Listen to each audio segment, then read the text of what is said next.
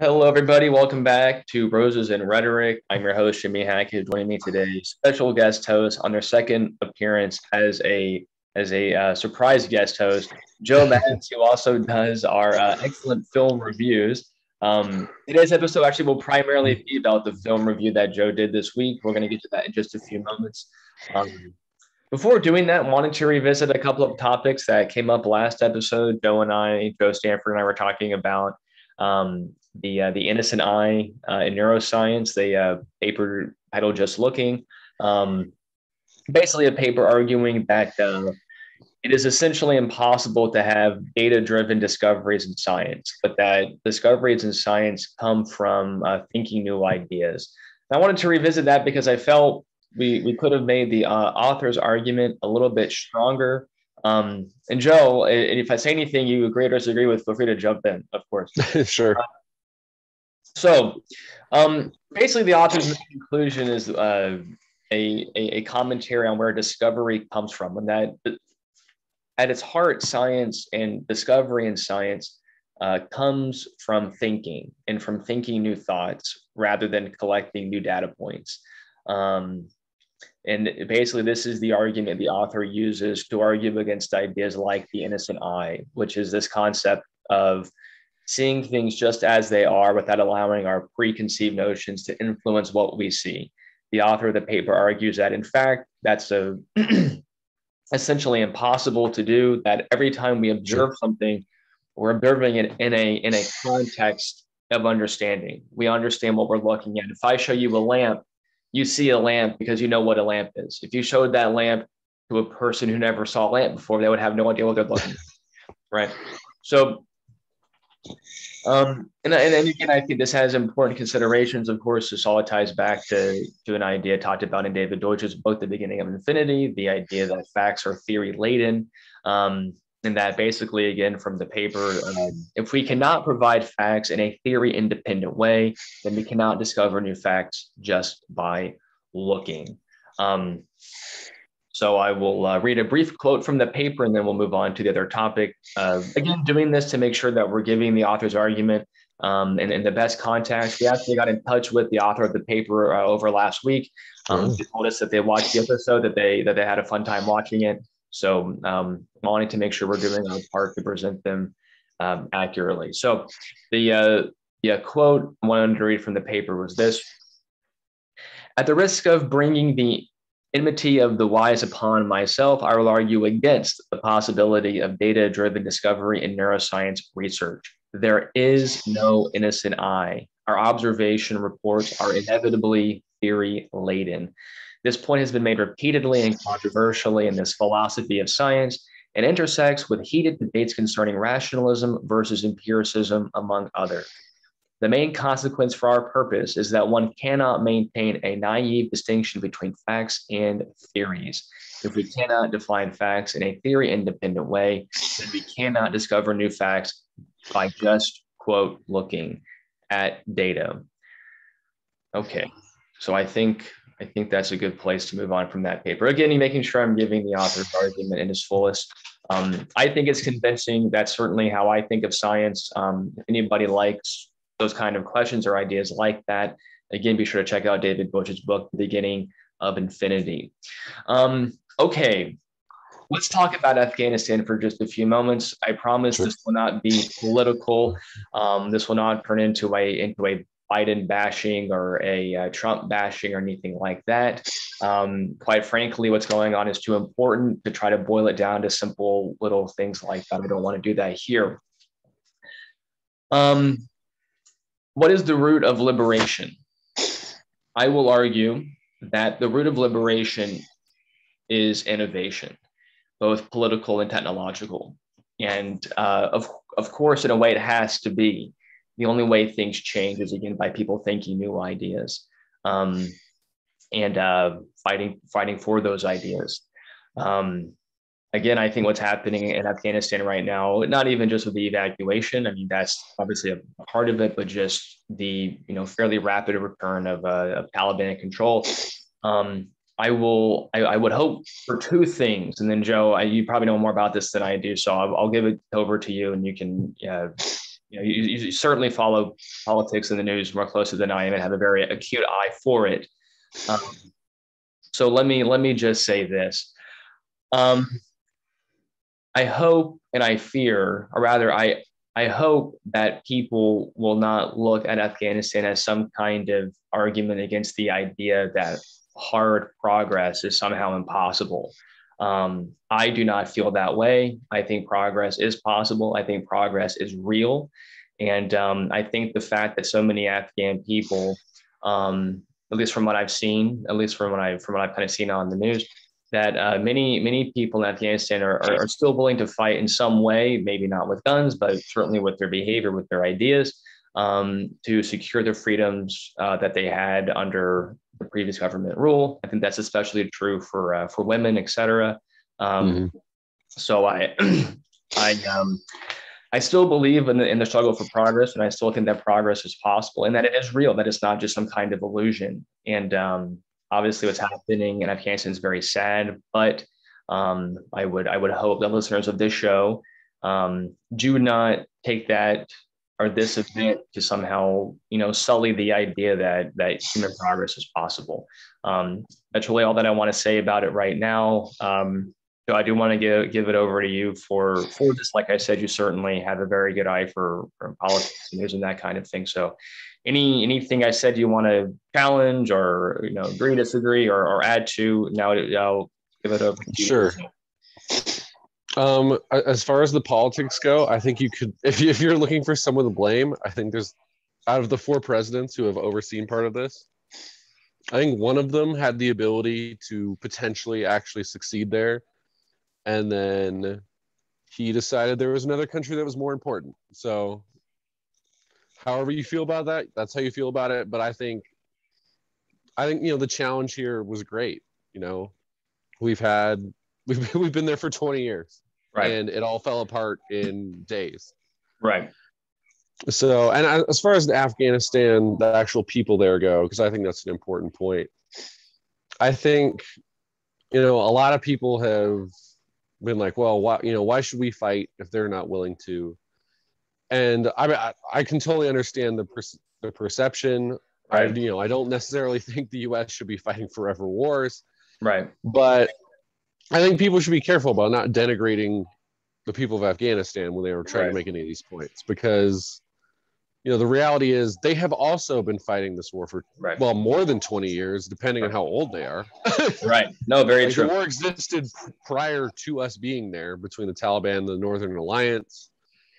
And also my understanding is a lot of those troops, they were underpaid, underfed, and they were fearing that, I think most of them saw the writing on the wall. It was just kind of like, well, do we fight and lose to the Taliban in months or weeks, or do we lay down our arms, prevent the Taliban from coming after our families, if it comes down to that? Because as much as the Taliban's putting forth we've changed a little bit, we're going to be more lenient, I'm a pretty hard skeptic of that. One of my best friends actually lived in Afghanistan under the Taliban for a bit, and before he was able to get over to the United States. And we haven't talked extensively about his time under the Taliban, but I've heard enough to where, yeah, it's as brutal as the worst stuff you've probably ever heard about or imagined. It's true.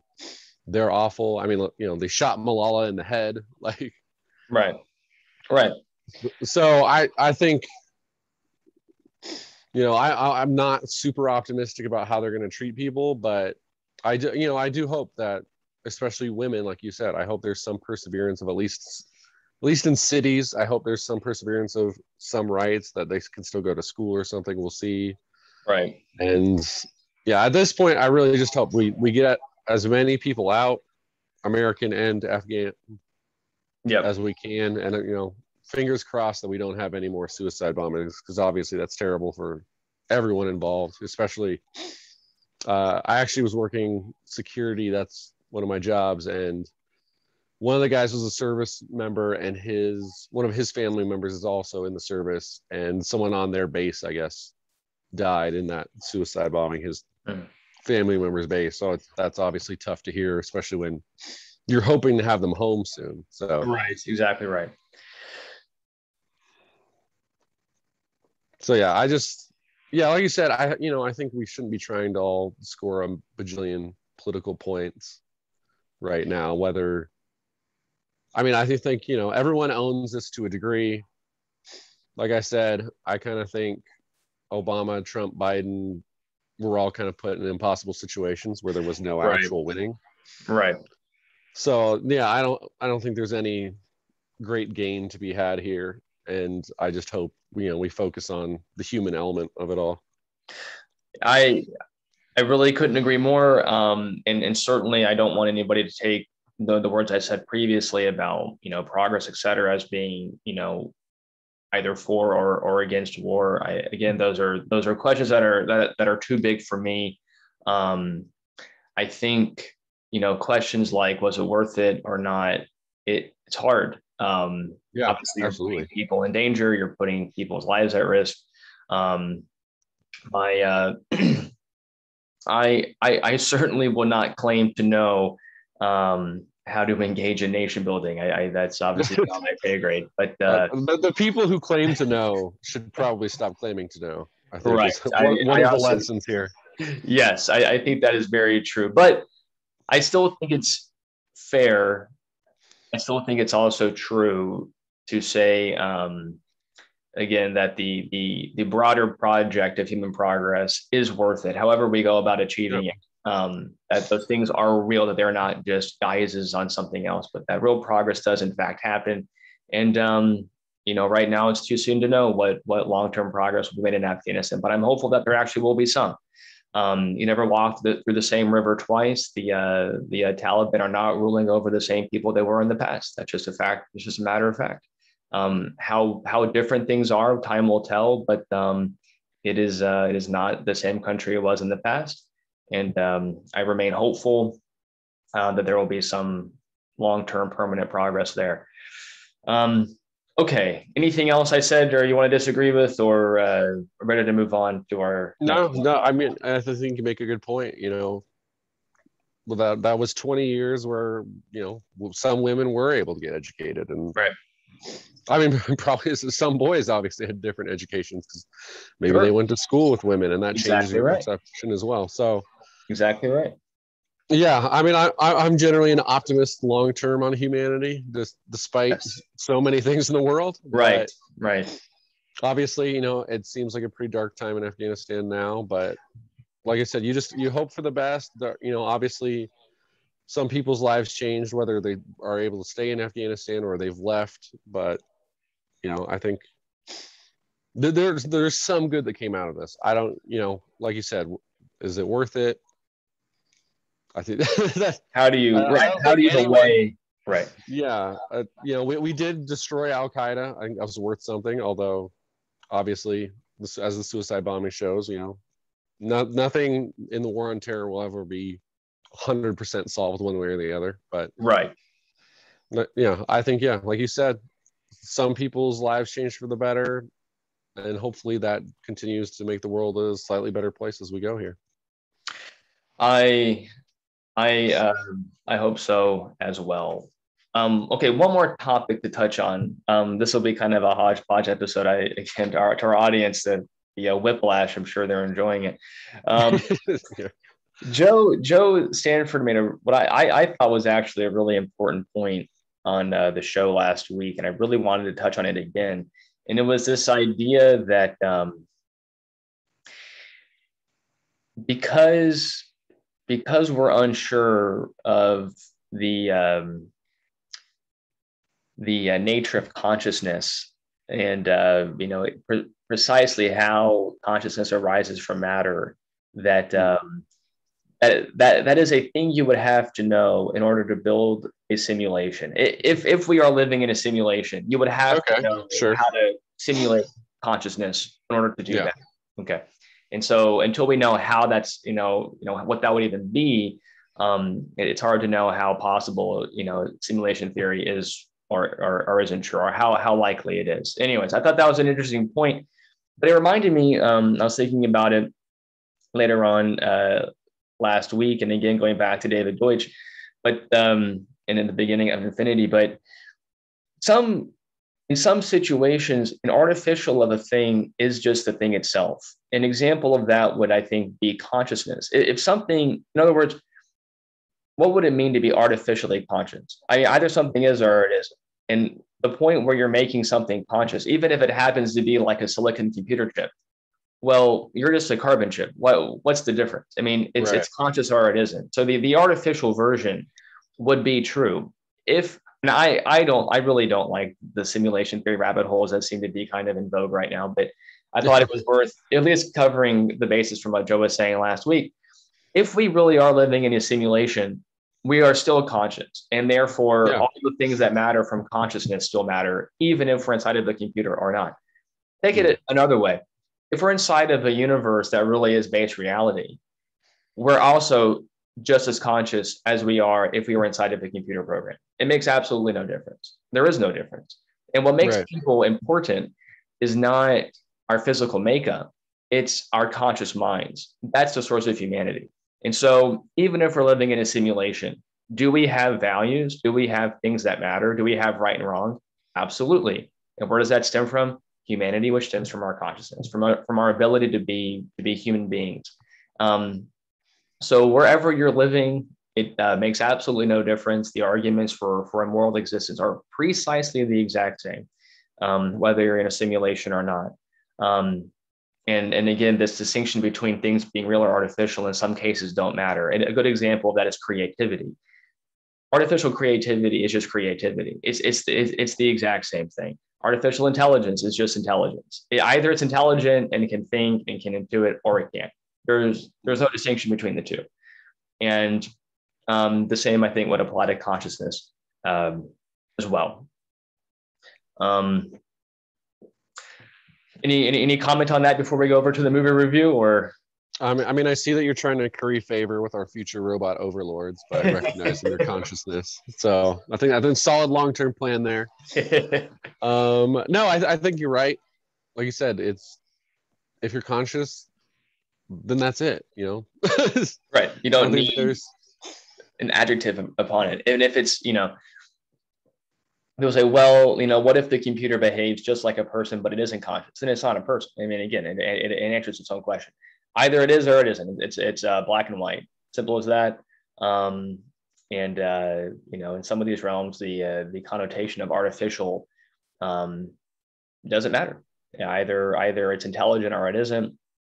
And that's all there is to it, folks. Okay. So yeah, a couple of quick things we touched on. Now I want to get to the movie review, Joe, and this is going to serve as really the basis for today's episode, because I think you hit on some themes in this review that are extremely important, actually. And there's a phrase that you use in this review that I spent about 2 hours last night thinking about, because I really thought it was a really interesting phrase. I'm not going to tell you what it is. I'm going to have you share your review, and then I'll get to it after the fact. So, Joe, let's go ahead and go on to your movie review for this week. All right. So the movie this week was Space Jam: A New Legacy, which you can watch on HBO Max. If you've seen the first Space Jam, you probably already have a pretty good idea of what it's about. Very similar storyline. We got LeBron James and the Looney Tunes have to win a basketball game, or an egomaniacal AI played by Don Cheadle will imprison LeBron and his family and delete the beloved cartoons. Is it good? No. I mean, if you're a LeBron fan who thinks the original Space Jam is legitimately good and can't get enough of obvious references to things you already know and love, then maybe it is, but otherwise, it's definitely not.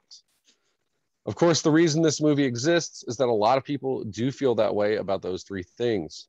Give or take Messi and Ronaldo, LeBron has been the most popular athlete in the world for over a decade, while nostalgia has been so thoroughly confused with quality that the two have become indistinguishable for many people, which is why the first Space Jam remains beloved, and pop culture seems to be slowly, or perhaps quickly, devouring itself with regurgitated content.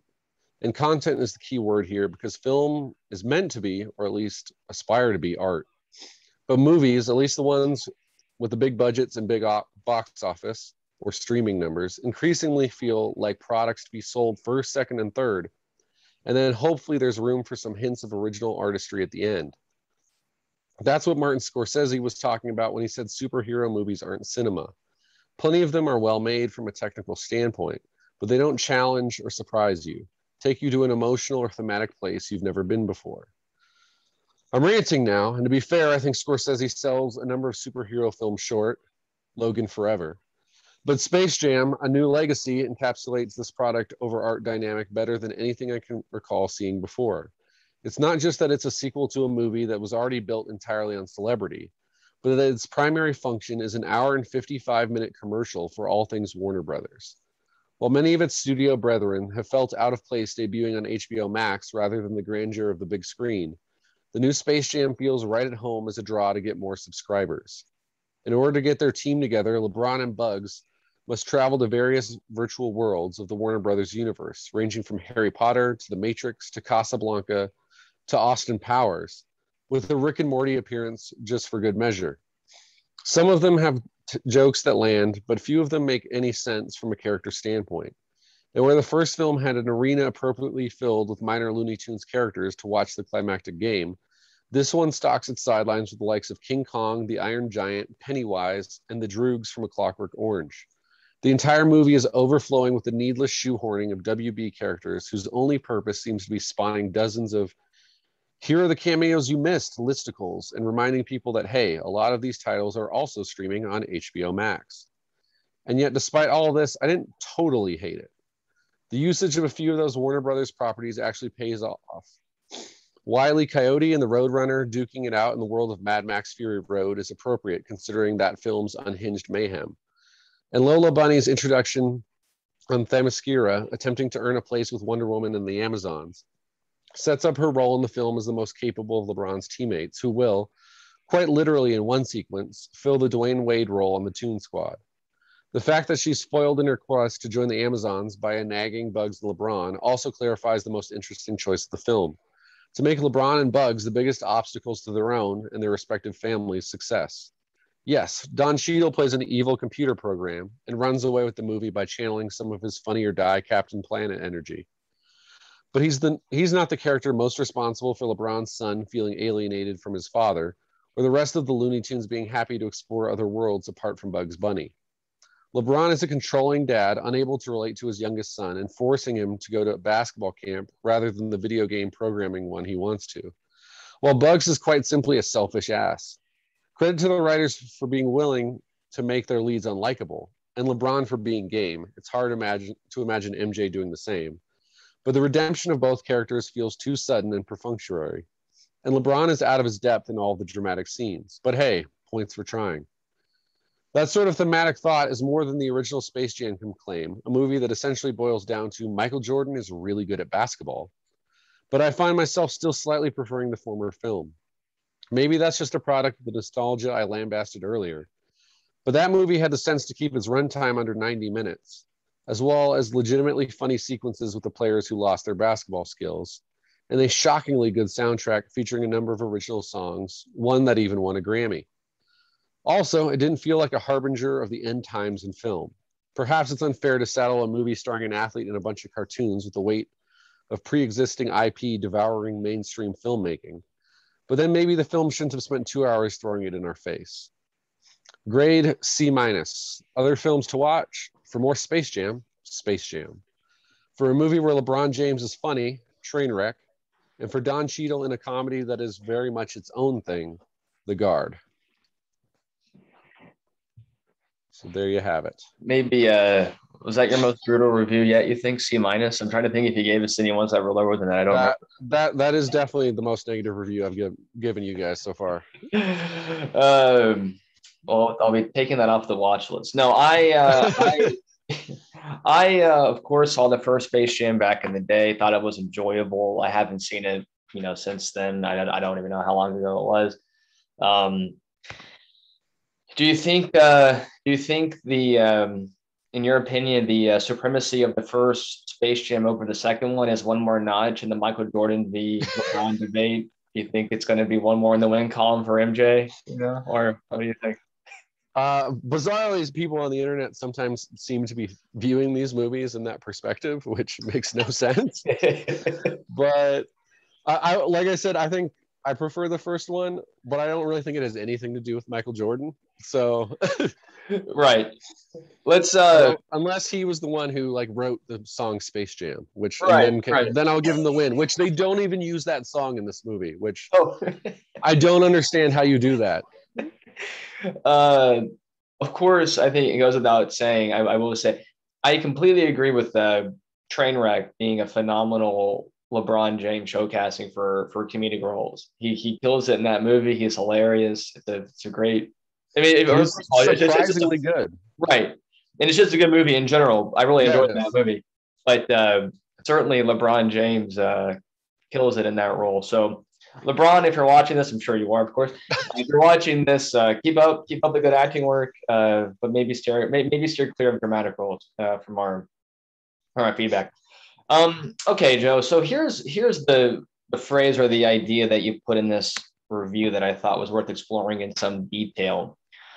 Art versus product. Mm.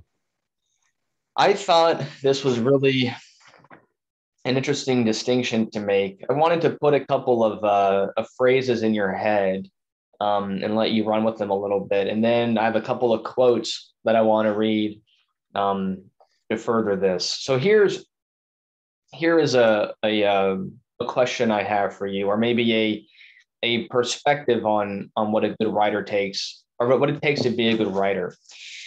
To surprise us, the writer must discover something we don't know. They must uncover a secret, which is hard, and then deliver it in a way that our pre existing concepts can understand it, which is also hard. And when doing all this, they must also be entertaining. Um, that's one. Here's another one. Is there one secret or many? Is anything funny, or is it possible that every punchline is a misunderstanding, or maybe just most?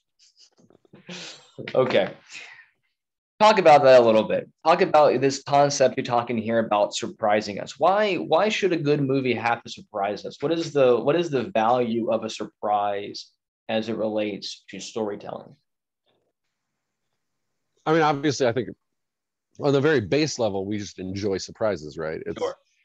It's why M. Night Shyamalan is able to still make movies, even if at this point we haven't even liked most of the surprises. Right. The fact that the ones that succeed stick with you so long that Right.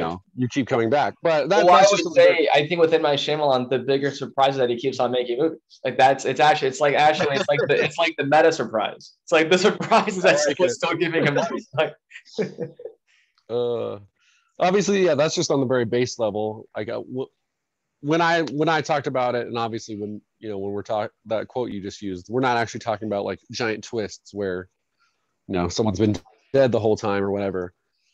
But I just think, I think this is one of those things that we're seeing conflict in how people receive film and television and what gets greenlit is, some people they really do just want comfort food. They're like, I know what this is, I like it, continue to give it to me. There's a lot of debate going on right now, like Ted Lasso season 2, where now Ted Lasso's gone from like under the radar to this huge hit show, and there's a backlash to the backlash. There's a whole bunch of stuff that some of it's not that interesting, but the one that is to me is some people are just like, don't critique this show the way you critique a drama. It's just there to make people feel good. And obviously, everyone's entitled to their own perspective. I think that's a really limiting perspective for a show that I think is really good. I think we should critique it in the same way we critique any other strong work of art. So I'm like, I want that show. I want all shows to challenge me, and movies, obviously, to challenge me on some level. so It can ultimately reach a conclusion I've already met, but make me think or make me feel like one of those two things needs to happen for me to like really buy into a movie or a show is worthwhile. and I think that's a really good point. That one reason we like surprises is that a surprise at a very basic level, a surprise is a question we don't know the answer to. Yeah. And when you're watching a movie, if you already know how it ends, there's really not much point in watching it. You already know where it's going. You already know what the conclusion is. You already know what the point is. But if a movie is making you think, then a reason for enjoying the movie is that you actually have to pay attention to the movie. You actually have to be present with the movie to follow where it's going because you don't know where it's going yet. There's Yeah. something new that hasn't been discovered. I think this notion of discovery, as it pertains, again, this is obviously I'm beating a dead horse here, but I'm also repeating myself. But but let's see, that was a surprise. No, but there's a very powerful idea in a few authors who I really admire. One of them is Peter Thiel, who basically the heart of progress is somehow uncovering a secret. And I think what a good writer is someone who can discover a secret. And in order to be a good writer, or rather, in order to make a discovery like that, you have to be a good writer because it's hard to find those things. And it's hard to find some surprise that is worth sharing. And it isn't easy. I mean, people make movies all No. the time, and I don't quite buy into the Joseph Campbell myth, hero of a thousand faces kind of thing, but I think it's kind of true. I mean, I think there are kind of basic story patterns that we tend to use over and over again, and so to use those patterns in new and novel ways is very challenging. And to be a compelling writer and to find something new to say is is not easy. And so, in some sense, I completely understand why a movie studio would be very cautious of giving a bunch of money to a surprise or a discovery that they're unsure will be work out. In fact, by definition, they can't be because it has to be new. They can't know how it will turn out because they don't know this thing Sure. hasn't been shared yet. So it's really it's an unknowable question. This idea of progress and storytelling, because if you're telling a story that's never been told, you cannot know how it will be received. But I do like that because I agree with you that I think movies should surprise us and challenge us. And in a way, I think if you're a writer, you should feel comforted by that because it allows you to reach towards something like an objective standard that's independent of box office numbers. If you really Yeah. found something worth sharing, then as a writer, that should be what comforts you. And even if your movie fails, the fact that you discovered something is an objective criteria that you can hold to yourself to know that you made a good film. Yeah. One thing I want to push back on just a little is just the idea that like you need that, like if you know where something's going, then Yeah, that's not, I don't think that's not necessarily a problem. I think As that long as I agree. As I was saying, I assume, yeah, yeah, I not really, I didn't really think I was disagreeing with you. It was just like I wanted to like push back on just the hard and fast idea there. It's right. because like I look at like Breaking Bad, where I think from like the very beginning, Vince Gilligan was telling people like, "Hey, I wanted to see what it was like to have a guy go from Mr. Chips to Scarface." Mm-hmm. Like there was never a question of like, "Hey, will he just quit the drug business?" Right, It's right. like he's going to go down this path, but the how and the why is what we care about. Which, again, that's one of the things in storytelling. You have a lot of different avenues that you can take. Right. I just want you to take something that matters to you, and then that will hopefully matter to me and other people. Where I agree. like with Space Jam, it obviously is one of those things where, I mean, maybe there's some dad who's going to watch it and be like, "Oh, I should be less of a d-bag to my son who doesn't like sports." Maybe the robot Maybe that'll overlords will happen, watch it. but Right. but overall, this is very much clearly a thing where people are like, "This will make money." LeBron's like, "This will increase my brand." I'm sure, it's a fun idea to like, "Oh, I'm doing a movie like Michael Jordan did." But it's hard for me to look at this movie and think anyone involved was like, this means a lot. Maybe they loved the first Space Jam and that's what Right. meant a lot to them. But like beyond that, like I said, it's just filled with, here's, this character that you've seen before. Here's this one. There's random cameos from actors who, like Stephen Yuen from The Walking Dead, Burning. he's in there for like one scene for like one line. You're just like, I guess he wanted to be in the Space Jam movie. Like, Right. it's hard to latch on to anything that actually matters at all. Yes, I agree with that, and I also agree with your point earlier about knowing where something is going isn't enough, and I actually completely agree with that. The path matters, and the individual choices along the way that are surprises. Again, Walter White, maybe we knew from the beginning he will become bad, but the reasons along the way were surprises. Mm-hmm. Those are questions that we didn't know the answer to. That he had this, interesting relationship with an old lab partner that went bad, and X, Y, right. Z, that the other motivations came out. Those I still think fit squarely into the surprise required. Mm-hmm. No, absolutely, absolutely. So, okay, I'm going to read you two quotes. I'm going to try. Okay, I'm going to preface this by saying I don't know if this question makes any sense. I really don't. Well, that's exciting. But I'm going to ask it to you anyways. Are stories science or are stories technology? Okay. Now, let me read you a quote. This is from a book called Science Since Babylon. An interesting book for people who are interested in the relationship between science, technology, and civilization, history of science, etc. Important book. I really quite enjoyed it. It was written quite a while ago, but I still think fairly prescient even for today. But let me read you this quote in regards to that question. Again, stories or film, are they science or technology? This is quoting from Science Since Babylon. So far, I have only spoken of the different outputs of science and technology. One might almost use them for definition of the modes of research. If a man labors, the main outcome of his research is knowledge, something that has to be published openly for a claim to be made. Then he has done science. If, on the other hand, the product of his labor is primarily a thing, a chemical, a process, something to be bought and sold, then he has done technology. Here's why I asked that question. And it comes back to this notion of discovery.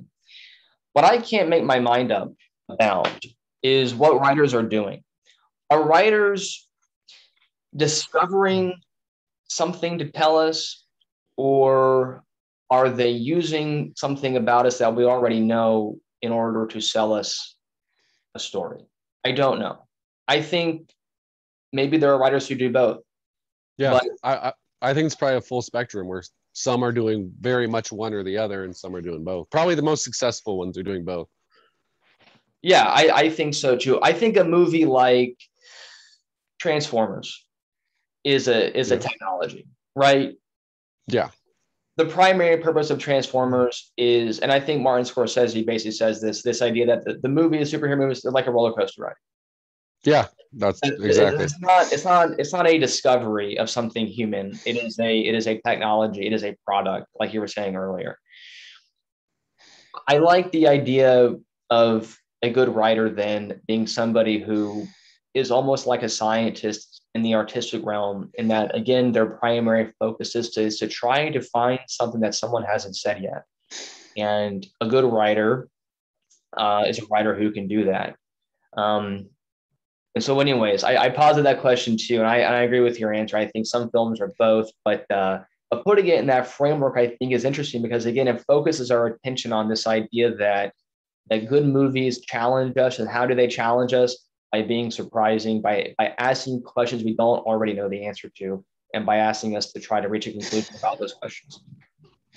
Yeah, and to be sure, there's nothing wrong with making a product that you think will sell. Like, that's sure. This is ultimately a business that we're critiquing here at the same time. Right. Absolutely. And as far as the Scorsese stuff, I think some people took that harder than was necessary. Like you said, like, roller coasters are fun. It wasn't like he didn't compare the other like superhero movies to like garbage. He was like, you're like a roller coaster, a thing that people enjoy, but just doesn't have any, like, you get off a roller coaster and unless you had some incredible fear of heights that you have now conquered, you were otherwise unchanged in your life. You had it was fun while it lasted, and you move on. Obviously, Scorsese with a lot, or maybe all of his films, is aiming for something a little bit more. And I think, the best people are. But you also, if you make something that's just other people can't really grasp and it Right. means a lot to you, great, it meant a lot to you, but it's not really successful. You need to have some combination of the two. Yes, and I think maybe even different than I think combination is important, but maybe even different than that is a good writer. And in fact, going back to our discussion about the neuroscience paper, because we have to be able to take new ideas and understand them under the filter of our pre-existing ideas, right. A good writer has to understand that framework.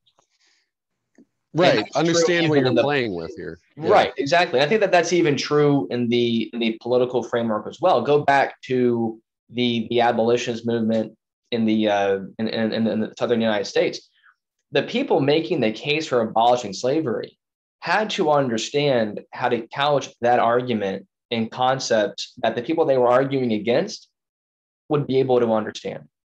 Mm-hmm. And that is a tall order, I think. That's a really tall order to be able to do that. And I don't know how successful they were. I mean, obviously we had a civil war, so I don't know. But still, I think, in a way, what they were trying to do is they were trying to discover something, and what can I discover an idea that can change someone's mind? And that's a really hard thing to do. And good writers are in that position, almost by definition. And that is their challenge, is to look for those ideas. And then, like you said, to present them in a way that is entertaining enough to be watched, and then important enough to matter. So let me read you one more quote from an author I'm sure you're in love with. This is from Ayn Rand, the Romantic Manifesto. Where would we be without her, Joe? Okay. I actually really like this book. I'm not an objectivist, but I actually do like this book. I think it has some interesting things to say about art in it. Here's a quote. I think this will be interesting too for our discussion about art versus product. An artist does not fake reality. He stylizes it. He selects those aspects of existence which he regards as metaphysically significant. And by isolating and stressing them, by omitting the insignificant and accidental, he presents his view of existence. His concepts are not divorced from the facts of reality. They are concepts which integrate the facts and his metaphysical evaluation of the facts. His selection constitutes his evaluation, everything included in the work of art, from theme to subject, brushstroke, or adjective, acquires metaphysical significance by the mere fact of being included or being important enough to include. An artist, as for instance, the sculptors of ancient Greece, who presents man as a godlike figure, is aware of the fact that men may be crippled or diseased or helpless, but he regards these conditions as accidental, as irrelevant to the essential nature of man, and he presents a figure embodying strength, beauty, intelligence, self-confidence as man's proper natural state. An artist, as for instance, the sculptors of the Middle Ages, who presents man as a deformed monstrosity, is aware of the fact that there are men who are healthy, happy, or confident, but he regards these conditions as accidental or illusory, as irrelevant to man's essential nature, and he presents a tortured figure embodying pain, ugliness, terror as man's proper natural state. Let me ask you this question. Must good art allow for a philosophical evaluation of the artist's perspective of humanity? Wow. Huh. I mean, I think probably most good, or at least most great art, you'd be able to do that. I think the one thing hearing that whole passage is, I don't know that everyone is always making their overall case about like humanity with each work. Like I think you could, use the two examples.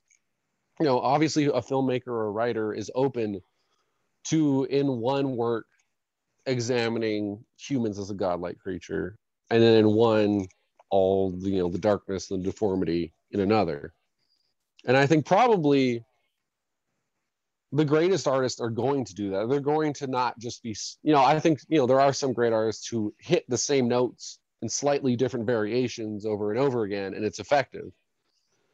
But I think, yeah, maybe not. Maybe that is even more impressive in some ways if you're able to do the same thing, but make it interesting enough each time.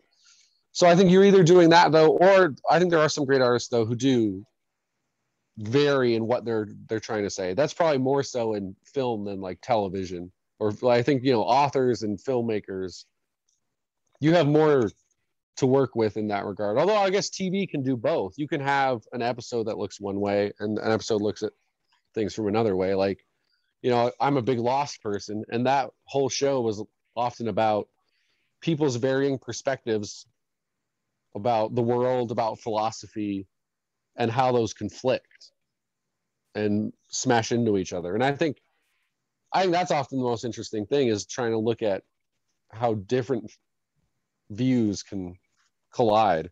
And so I do think to that point though, because I'm rambling and I'm not answering your question, but yeah, I think probably most great art though, yes, I think should be able to at least, even if you don't actually understand what the artist thinks about the world, you should be able to make an argument from what they have made about it. You should be able to like dissect it and come up with a thesis and be able to support it. They should have given you enough to where you can do that. I think that's an excellent point. And I think if as an artist, you're counting on your reputation or your Wikipedia page contributing to how somebody interprets your movie, you're doing a bad job. A good film includes the answers to the questions, or at least the information you need for answering them. You shouldn't have to go look other places to understand it. I think that film should be self-contained. I think books should be self-contained. What up, Prometheus? but that's I will extend that to the notion of like a series. So like Star Wars Episode 2 can depend on Star Wars Episode 1, but it shouldn't have to depend on Star Trek. You shouldn't have to know. No. George Lucas, has a mini fridge in his tour bus, and therefore that scene makes sense. It should be contained within the artistic world that you create. That's what I mean by being self-contained. You shouldn't have to know anything about George Lucas to know his interpretation of humanity based off of Star Wars. Right. And you can have, like, obviously filmmakers are constantly, stealing, although, it's not actually some horrible thing. I think sometimes people are angry that filmmakers copy each other in respects. And it's just like, yeah, that's how you get better. But, like if Steven Spielberg might have taken something from another director, and like, if you recognize it, that's super cool, but it's not necessary for you to enjoy the film or to understand the film. So like, yeah, it's fine to have references to other things, but that should never be taking away from your actual narrative, your actual themes that you're trying to work with. Yeah, I completely agree with that as well. You shouldn't. Yes, I think that's well said. I think, and again, going back to our first interview about being a film critic, I think being a film critic puts you in an interesting position, because I think, and this is kind of how, in the book as quoted from Ayn Rand, she kind of parses it into two questions: that you can judge an artist on their philosophical framework, and you can judge an artist on their technique. So you can have a really good movie that paints a picture of humanity that you find reprehensible. You should be able to, you should be able to critique both and then to evaluate both on their own merits. You can have a really well, so for example, she says this about Salvador Dali, that his work is technically very masterful, but his perspective of humanity is deplorable. But that's kind of how she parses it out. I kind of like Salvador Dali, so I don't quite agree with her on that. But that's but yeah, but I can appreciate the point that she's making. Do you, as somebody who follows the film critic world, is it safer to just stick to technological critique and to avoid the philosophical critique, or is it maybe safer to do the other in order to avoid getting into some kind of nitpicky? It seems to me that it's easier to be kind of the armchair critic if you focus on the philosophy, not on the technical filmmaking, because it's probably very hard to know technical details about a movie, camera lenses, etc. But everybody has an opinion on how people are. We're all kind of, Mhm. one of the Paul Krugman quote, we're all kind of, armchair sociologists after, Sure. so, but I'm curious from you and in being a more serious film critic, what avenue do you find is easier to critique? The philosophical evaluation of humanity in a film or the technical aspects of the film? That's an interesting question. In some ways, it probably depends on the film, because I mean, look at the last one, where 9 Days, which I loved. That movie was trying to say a lot about like humanity and stuff. So for that one, it was kind of easier to dig into that, look at it from that perspective. Where obviously Space Jam kind of led me down more of a business path of where film is going. Right. Whereas, if I watch, I think my personal interest is probably more towards the side of the like philosophy, the human element in general. I'm not someone who could like tell you about like, I can tell you like some basic camera stuff, but like if you're like, oh, they use this camera and that affects it this way, and like I have no idea. I'm not like an in the weeds film technology person. I have a better grasp of story structure than like, oh, why would you use a Dutch angle here? It's like I don't know. Like I get like the person, half their face is in shadow. It's like, all right, so that's probably a sign they're teetering on good versus evil or something. I can get like the base stuff there, but I guess I would probably generally lean towards more the human element. I think one of the interesting things that's going on right now that a lot of the film critics, I think, are pushing back on to a degree from, and I think some lazier film critics fall into this, and then the public does too often, which is needing to have your hand held on like what is right and what is wrong in a film or a TV show, where it's like, I know I saw some Twitter thread from a guy who I think he's at NYU Film School, and like people were objecting to one of the films he was showing because they're like, oh, well, it wasn't clear that this guy, what he was doing was wrong. And he's just like, well, it is wrong. Like, and I think it was a Scorsese film, because I think Scorsese is a guy who's a good example of this, where like some people watch The Wolf of Wall Street and they take away like, that life is dope, I aspire to this. And I think the film is actually critiquing Jordan Belfort and all the people he worked with pretty harshly. That was my takeaway. And I thought it was a little telling, just myself watching the movie, and I guess it's a little self-aggrandizing, being like, I got the point. But like, that whole movie is pretty fun. It's pretty funny. Right. But I kept laughing for the last hour. Right. I think a lot of people stopped. I'm like, I thought it was hilarious his life was falling apart, because I'm like, you're such an asshole. Like, you deserve all of these things. But and then I think that the ending of that movie is so perfect, and is what really wraps it up. I think one of the better movies of the last decade, where it ends on Jordan Belfort at a seminar, and a bunch of people are just staring intently at him, like excited to learn the lessons from this felon. Right. Like, no, right, absolutely. I think that's like, if you didn't get it, if you didn't understand it was bad, I'm not going to blame Scorsese for that. Like, because he didn't hammer you over the head with the theme. Because at the end of the movie, he didn't hold up a card that said, Belfort equal criminal. Like, I mean, you know what I mean? Like, it wasn't literally laid out in front of you that people can't. Yeah, I agree with you. I see that sometimes too, where I think, did people completely miss the point of the movie almost? It's bizarre how that happens. I don't know why. And in a lot of these cases, I agree with you. I don't think it's the writers or the director's fault. I think it's almost the audience is choosing to be completely stupid sometimes. I mean, I really can't wrap my head around it. I mean, the most important example, not the most important, but certainly an example of this is people getting mad at Tropic Thunder for Robert Downey Jr. in blackface. Like, he was making fun of that. Like, the point of his character was showing how self-absorbed he was, that he would do that and think it was funny. Right. Like, the whole point of that was that it was dumb for him to do it. And that people are missing. It's like, well, guys, he's he's on your team. He's saying that. He's saying what you're saying.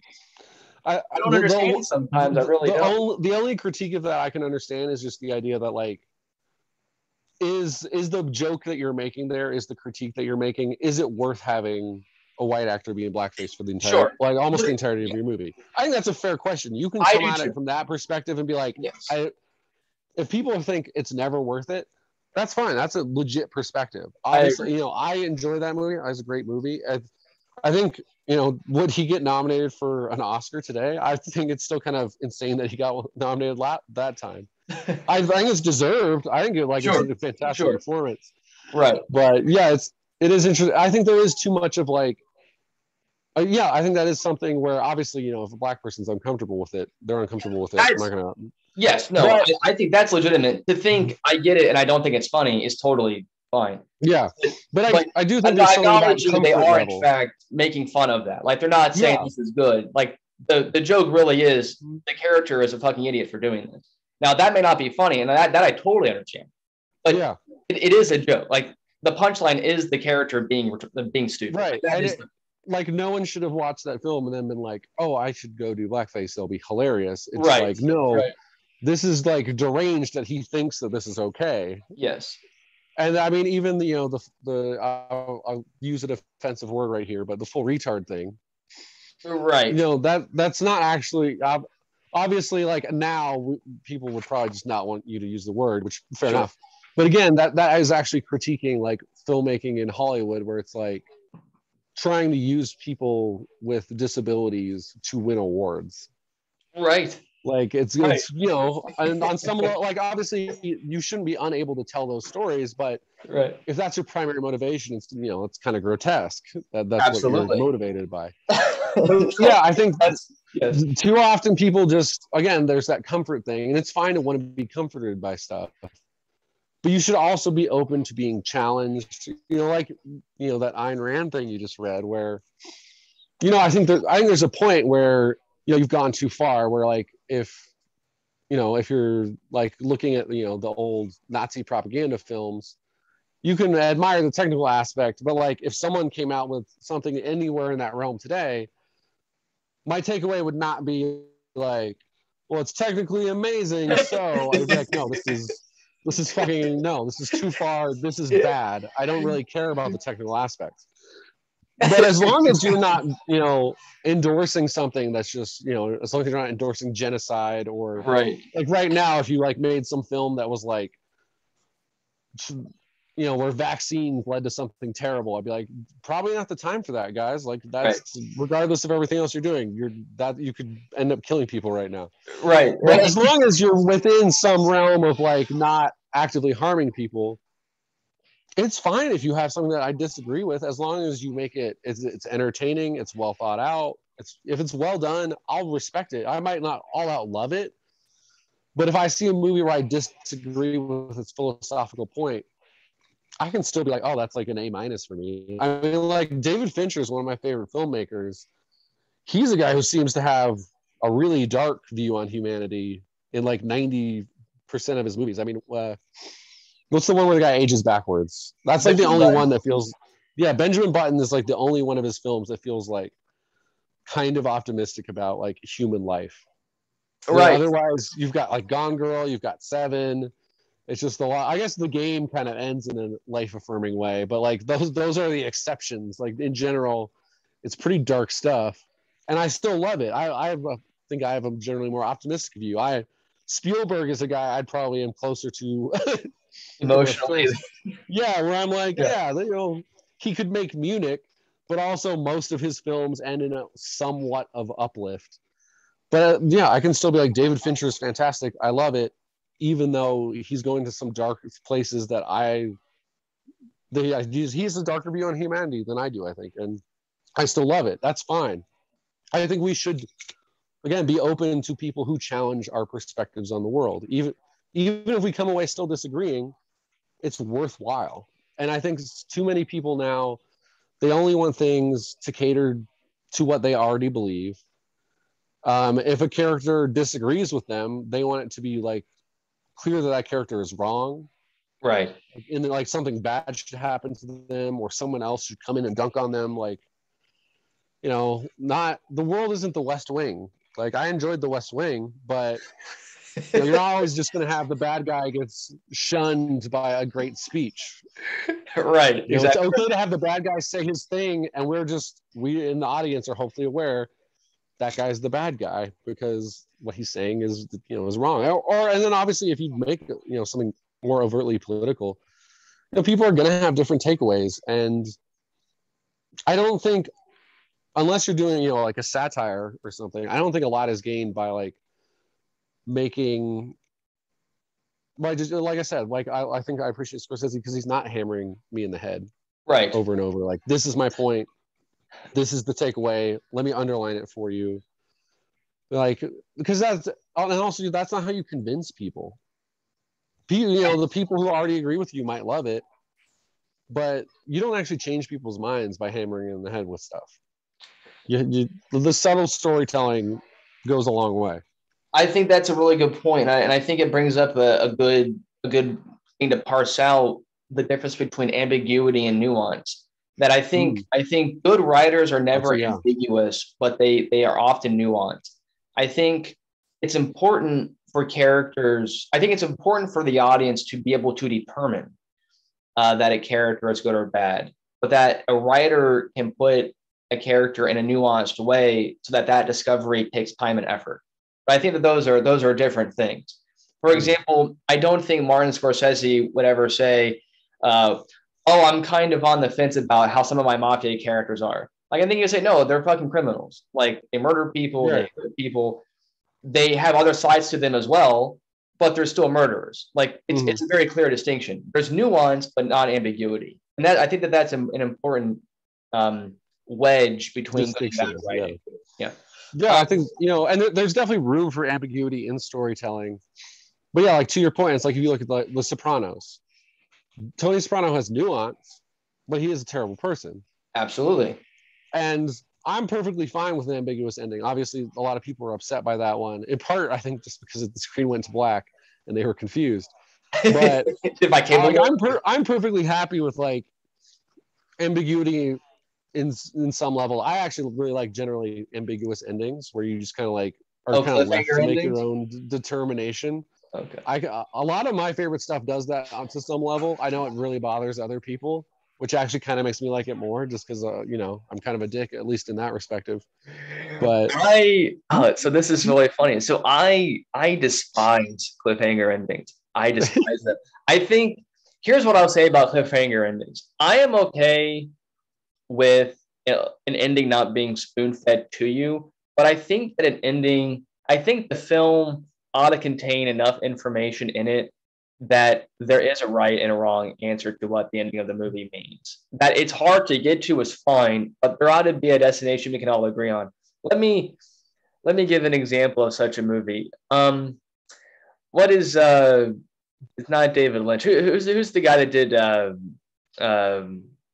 not Crimson Peak, the television series that was extremely ambiguous and I mean, yeah, give me more than we're making some really radio right now. No, it's called. So not are you talking about Twin Peaks or Twin Peaks? Thank you. So that is David Lynch. David Lynch. Okay. Now, what movie did he make that was just completely, almost unintelligible? Am I thinking of Mulholland Drive or am I thinking of a different one? That was my takeaway of Mulholland Drive. Yeah. I did not read much up on it before watching it. And it would have been helpful to know that like it's very much like a dream logic film.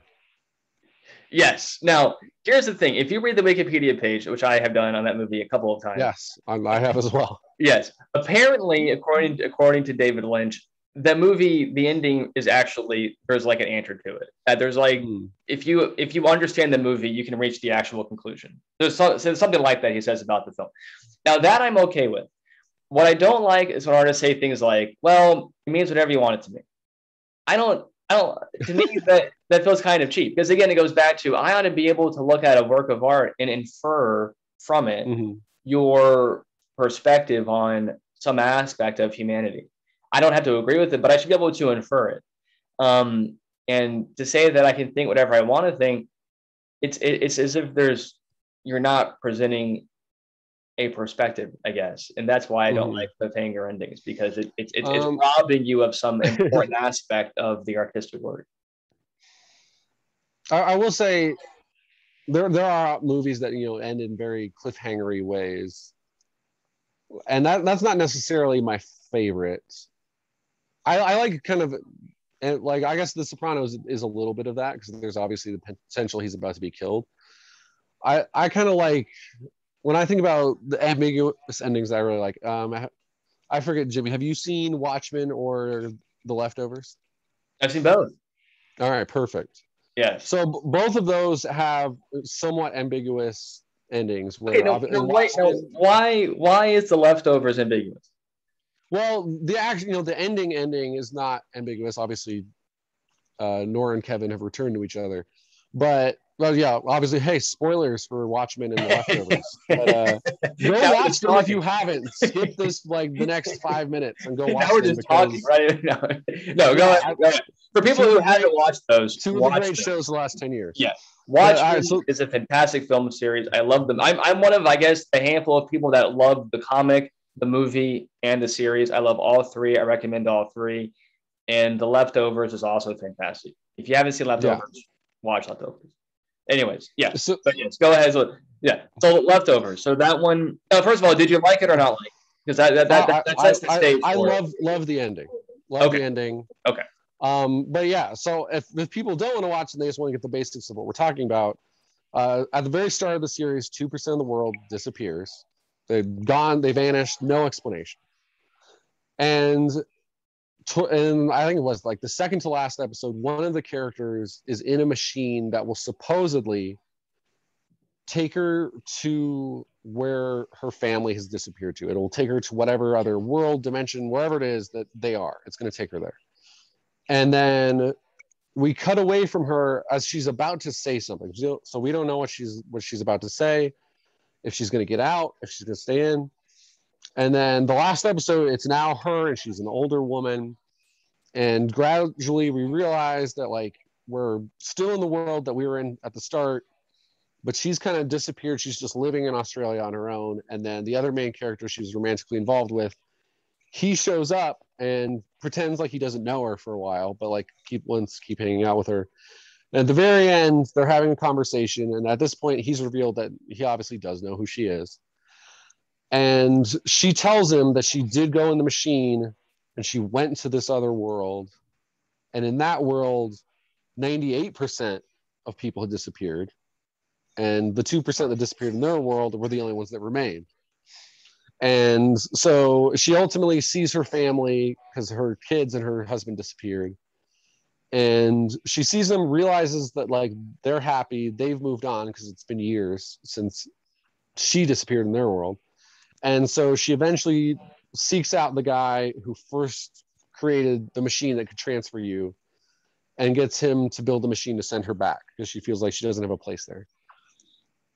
And then Kevin, the other character, he tells her, like, I believe you. And she's, shocked that he believes her. And I think, it's very ambiguous as to whether or not she is telling the truth. Did she actually do this? Did she go over? Or did she just decide, I've had enough with the life I've led. I'm just going to live in Australia now, regardless of everything else. Okay. What do you think? Because this is actually a perfect example of this. Okay. I think you tell me, do you think she went or do you think that she stayed behind? I've never 100% decided either way, in part because as the season 2 theme of the intro theme says, let the mystery be. But okay. I will say logically, I would say probably she didn't go over.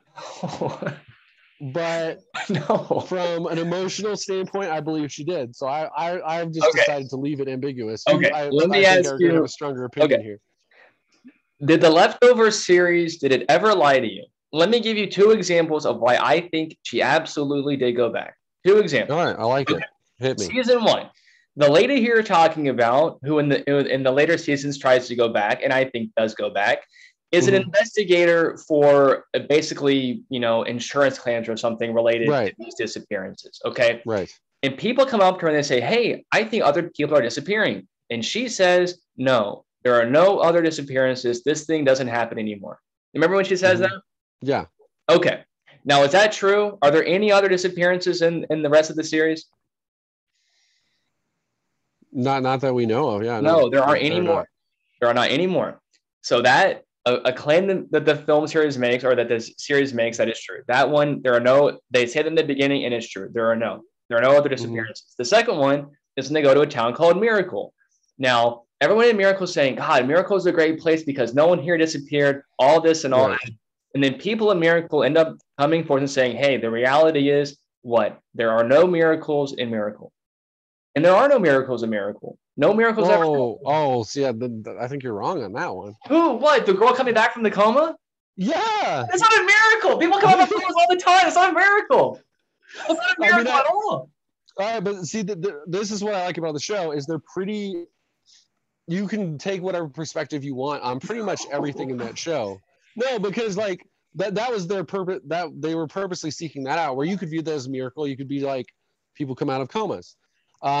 The episode where 3 times we see Kevin die and enter into this, kind of other reality. That could just be his brain firing off things that he's imagining, and then he ultimately comes back out of it, and he never actually died.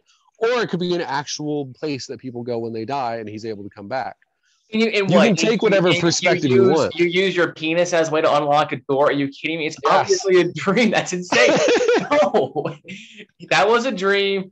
There are no miracles in Miracle. There are no other disappearances. And Laura went in the machine to the other world, selfishly decided to come back rather than help those 2% of people.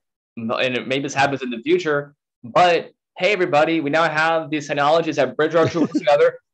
Let's fucking get back together. Laura doesn't do that. She goes back and lives with Kevin instead. Well, but my point on this, though, is what you decide on that, I don't think really matters to the story. The point is Kevin believes her. He decides either he legitimately just believes her, or he's just like, this doesn't matter to me. I love you. You're back in my life. That's it. Like, he's gotten to that point where he can just... I think, these are broken people throughout the series, and he's reached a point where he's like, this is what matters. And so he's just like, yeah, I believe you. I'm not going to like try to nitpick this and figure it out. And so that's what, so you can take whatever you want from it. But the point is the characters know. And then Watchmen, I think, is a little bit different because I think... But so before Watchmen, let me say this. I think that's an important distinction that even under my framework, I will allow for cliffhanger endings when they do not murky the message the artist has about. That's what I agree with you on, is I think there's room for ambiguity in like how things end. But as long as it's not... picture. It can't muddle the statement. Yeah, it can't be detracting from what else you're doing. Yeah. Which is why I think Watchmen ends ambiguous, but I think, to your point, I think there's probably a right answer on that one, where I'm blanking on her name, but Regina King's character, she fell in love with Dr. Manhattan. He has now died, but we're led to believe that potentially he has found a way to transfer his abilities into an egg, which sounds ridiculous, but it works in the show. And so she eats this egg, and then she goes outside to her pool, and it ends with her potentially about to walk on water. Right. Or she's about to fall into the pool, which would honestly not be totally out of character for the tone of that show, and just Damon Lindelof, who also did The Leftovers and Lost. Like, he definitely has a sense of humor. It wouldn't be that out of the realm. But because of the way that show has, like, thematically, that season of Watchmen is about the battle against white supremacy in large part. Right. So I think the idea that it ends with a black woman taking on godlike powers feels like the thematic ending to that show more than she falls into the pool. Yeah. Right. Like, now you could think she falls into the pool, and I think that like ruins anything of the show, which is why it's okay, it's ambiguous. Right. I see your point. But like you said, some endings are ambiguous, but it feels like there's probably more of a right answer, and I think that's an example of that. Sure. And yeah, so maybe there would be three cases. There would be ambiguous endings that really have no impact on the philosophical message and are therefore permissible. There are endings that are ambiguous and maybe in absolute sense, but more or less lean in one direction over the others. Those are not great, but better than the last alternative, which is an ending that is an ending that is ambiguous, and the ambiguous ending causes the message of the movie to become ambiguous. Right. It just becomes a confused movie. Yeah. Yeah. Okay, I can accept those three categories. That's fine. I always want the nuance within the categories too. So, you know. Oh my God. That was interesting. No, I'm glad that we got to talk about Leftovers, since I haven't. I really enjoyed that series, and like I said, I enjoyed The Watchmen as well. I thought it was excellent. I thought it was well done. I still tell people, I think if you're going to read one graphic novel, read Watchmen. I really think that that's a fair thing to say. Read Watchmen. I definitely have to at some point. It was because I have not done it. It was absolutely excellent. Okay, Joe. We checked off all my boxes and more. Anything else you wanted to talk about today? No, not off the top of my head. I think, you know, it was a productive conversation, and I got to fit in like a bunch of my favorite shows and just talk about them. So manipulate the medium. Yes, no, very good. I liked this conversation. When I read your review for Space Jam, I thought, finally, here is the excuse I need to really sit down and kind of, you know, think about this, you know, story as a science or technology question. Been bugging me for a while, so I appreciate the review. Gave me a good excuse to do that. Joe, thanks for being here. We appreciate it. Of course, we definitely miss having Joe Stanford. Should have him back on next weekend. But Joe, always a pleasure to see you. Last time, go ahead and give it out again. Any places people can follow you. And like I said, we'll put it in the video description as well. But go ahead, and anybody who wants to hear or see more of Joe Matz, Joe, where can they find you? On Twitter, it would be at Joe E, so Joee Matz, Matz. Yeah, you don't need to follow me on Instagram. I don't do anything on there. And then if you do fantasy football, I'll go to the IB network on Spotify or Apple, and I am one of the fantasy football hosts. So go check that out. Also, and I did for that same network, at IB network, I also did the podcast on the Falcon and the Winter Soldier from earlier this year. So go check those out if you need to get more MCU. I honestly am a little burnt out on the MCU, as much as I did like Loki, which was the best show so far. But yeah, check out the IB network, bunch of podcasts covering different pop culture sports topics. So go check that out. And obviously continue to listen to this one, because I mean, you guys talk about some stuff that I do not know about, which is always fascinating. Bridging the gaps in our cultural discussions. Maybe that'll be our working theme. There you go. I like it. Yes, definitely follow Joe Matz. He's been a close friend for years. I consider him to be one of the top analytical minds that I know. Everything Joe says, I take seriously, even when I don't agree with it. Although I find myself more and more agreeing with things that he says. But don't tell him that I said that. Be sure to follow Joe on those platforms. Again, see him below our video. And also follow us at Roses_Rhetoric. That'll get you to our YouTube, to our Twitter and Instagram. Obviously, we're on YouTube. It's Google Roses and Rhetoric. We'll come right up. And then lastly, follow our charming co-host, goes to Stanford, at Jose4_Cuervo on his Twitter and Instagram. And until next time, I am Jimmy Hackett signing off for Joe Matz, saying ciao.